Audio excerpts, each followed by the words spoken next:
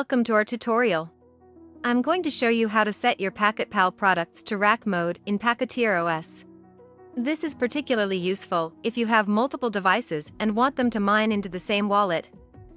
First, it's important to note that your PacketPal product must be paired to your laptop or mobile device in order to change settings. If you haven't already, please watch our tutorial on how to pair your personal device with your PacketPal product. Let's get started. In this example, we are going to set the device named My Mini 4 to mine into the wallet associated with the device named My Mini 6. First, on the device page for My Mini 4, click the Settings tab.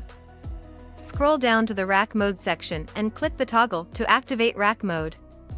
Select the device that you'd like to mine into, in this case, My Mini 6. Then click Enable Rack Mode. And that's it. You've successfully set your device into rack mode. Thank you for following this tutorial. Follow and subscribe to stay up to date.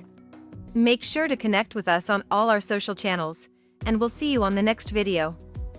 If you have any questions, please contact Routie at packetpal.com.